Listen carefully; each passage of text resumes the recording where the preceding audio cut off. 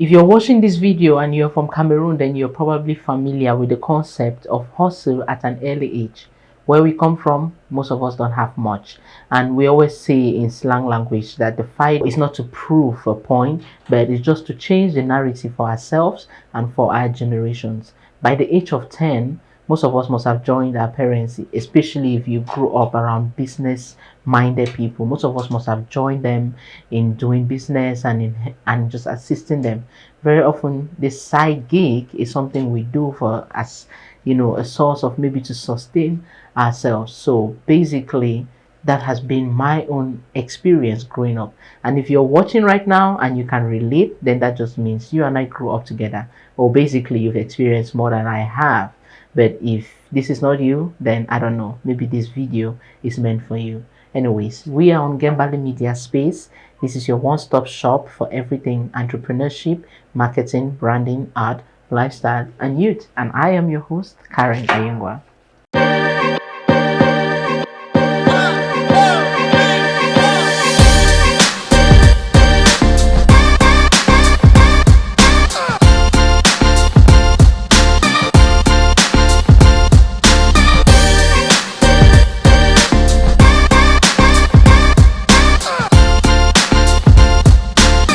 So, before we get into it, I know I've been missing in action, but basically for me, every August is the time of the year where I probably carry out my flagship program in communications, which is the Future Pilot Project.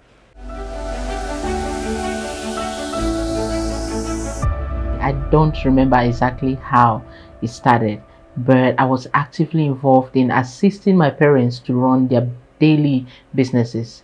My dad ran a cosmetic shop, provisions where we lived, and my mom was actively involved in petty trading. We lived in a market area.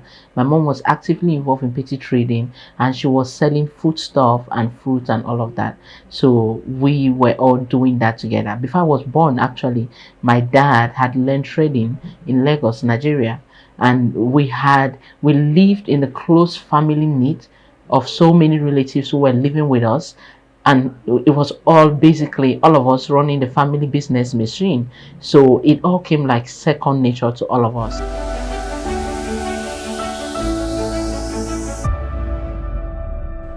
So if I take us now to how it has evolved, by secondary school I was already running an independent business within my mom's own business. So every summer holidays she would start me off with a capital of 3,000 francs, from which I would buy and sell granules. And when I say independent business, I mean I was fully in charge and I was fully in control. So this is what happens. Mom will help me and buy the produce, and then I will, produce it and make sure it's ready for sale. So I was basically in charge of my own distribution channels, profit margin, and maybe analyzation. I was in charge of marketing, branding, making sure that this business was actually sustained and it could go on.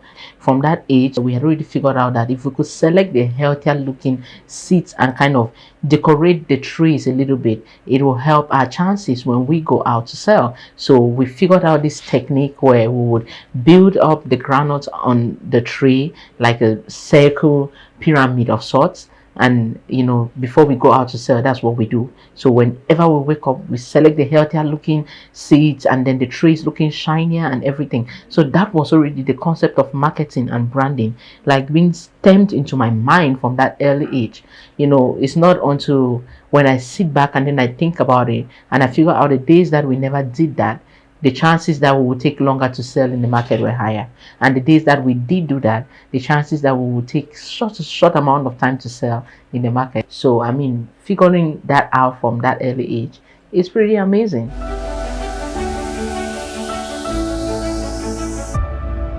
So what I learned about entrepreneurship at that age, the first thing was to probably grow myself a tough skin and to own my path.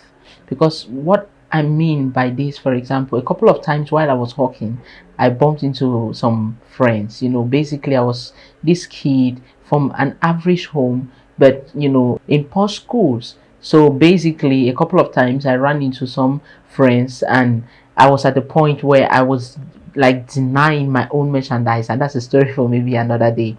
But that at that age, it already taught me that I required discipline, I required focus, I required strategy to be able to excel in business.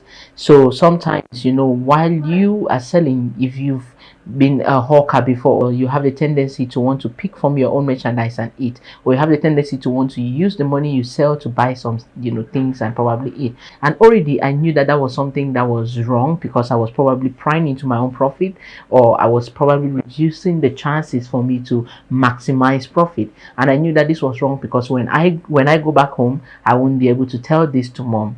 So it already taught me to probably instill myself discipline in terms of business. And I also learned how to analyze my profit margins.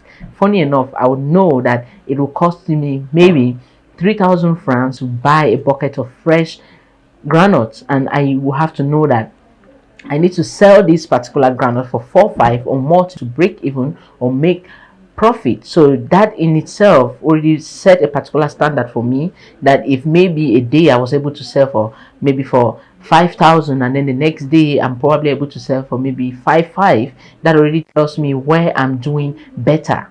And if I was probably selling for less than 4,000 or less than 5,000, then I already know that this was wrong for business. So I was able to study those particular habits to kind of figure out whether we're making profit or whether we're breaking even.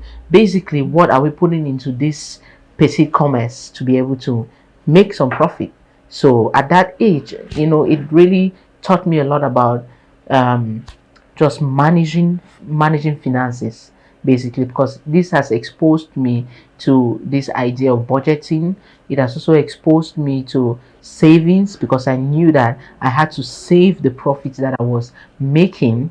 And I was not saving it myself. I had a piggy bank. Sometimes I could be dropping some coins on it, but I had to make it in such a way that I know I have this amount in my piggy bank, I have this amount with my mom, I had this amount all over the place. Because mind you, the purpose for this for my mom was, if at the end of the holidays I'm going to be submitting a list for her, I know she'll always strike off items on that list, but she will tell me, you have the power to buy what you want and what you need, because you are running your own business. So that was a highlight for me. So I used to love turning these 3,000 francs into some 25 or 30,000 francs as at that time.